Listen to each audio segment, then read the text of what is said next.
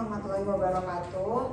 Waalaikumsalam warahmatullahi wabarakatuh. Sebelumnya perkenalkan kami dari kelompok 7 yang akan mempresentasikan mengenai ide usaha kami tentang pengolahan kotoran bebek menjadi pupuk organik.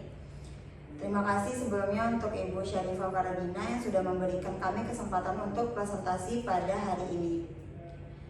Langsung saja kita mulai pada pembahasan yang pertama. Nah, kita akan bahas tentang pendahuluannya. Peternakan yang menjadi objek observasi merupakan peternakan bebek skala kecil dengan jumlah kurang lebih 12 ekor bebek. Peternakan ini awalnya dibuat bukan untuk tujuan bisnis atau komersial, tetapi lebih sebagai kegiatan mengisi waktu luang setelah pensiun. Dari hasil pengamatan terlihat bahwa limbah berupa kotoran bebek belum dimanfaatkan. Limbah ini hanya ditimbun dan tidak dikelola lebih lanjut. Padahal berdasarkan penelitian sebelumnya, kotoran bebek memiliki kandung unsur hara seperti nitrogen, fosfor, kalium yang sangat diperlukan bagi tanaman.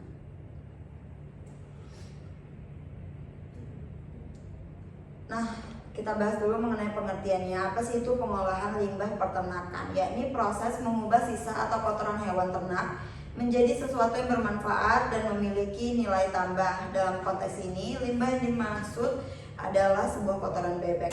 Kotoran bebek yang tadi sudah dibahas yang memiliki kandungan unsur hara seperti nitrogen, fosfor, dan kalium yang menjadi sangat dibutuhkan bagi tanaman dalam proses pertumbuhan. Karena itu, kotoran bebek dapat dijadikan pupuk organik apabila dapat diproses dengan baik. Pupuk organik sendiri adalah pupuk yang berasal dari bahan alami dan umumnya tidak mengandung bahan kimia yang berbahaya. Pupuk ini bekerja dengan memperbaiki struktur tanah, meningkatkan kesuburan, dan menjaga ekosistem mikroorganisme tanah.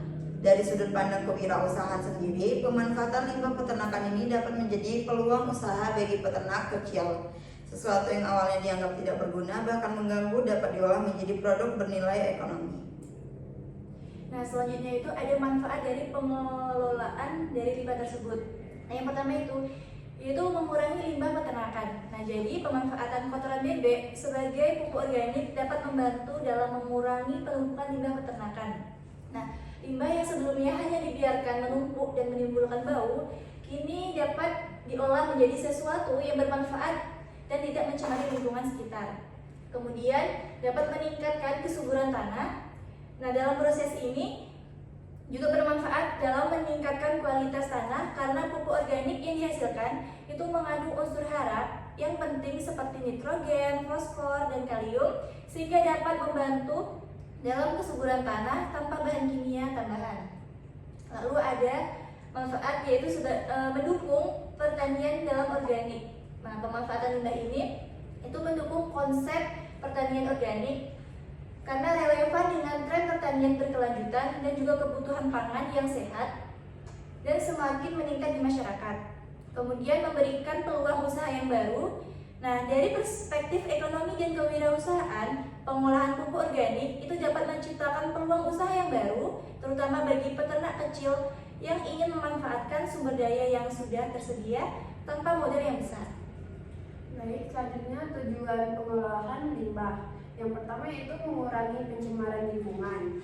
Limbah yang tidak dikelola dapat menyebabkan pencemaran udara, tanah, bahkan sumber air. Oleh karena itu, pengolahan limbah menjadi langkah penting agar aktivitas peternakan tetap ramah lingkungan.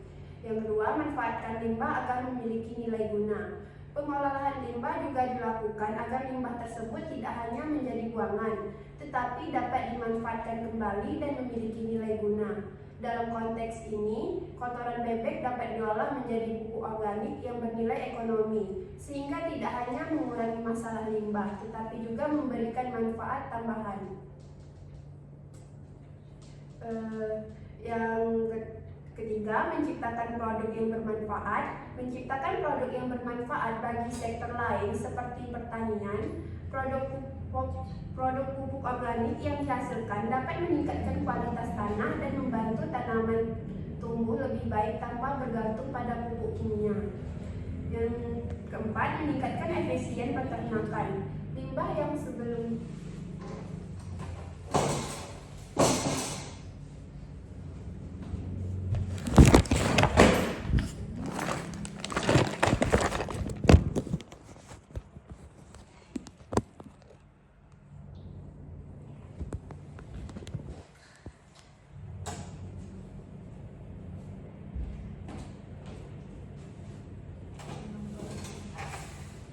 keempat, meningkatkan efisien peternakan. Limbah yang sebelumnya dianggap tidak berguna, setelah dikelola justru dapat menjadi komoditas bernilai ekonomis. Ini membuka peluang bisnis baru dan sebagai bentuk inovasi dalam bidang kewirausahaan.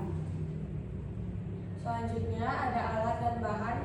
Yang pertama, alat-alatnya ada sekop dan cangkul, ember dan keranjang, terpal atau plastik penutup. Yang keempat, wadah fermentasi atau tempat pemumpukan. Yang kelima, sarung tangan dan masker.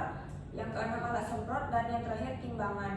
Bahannya ada kotoran bebek segar, bahan organik kering seperti daun. Yang ketiga, aktivator mikroba, itu opsional. Dan terakhir, air bersih.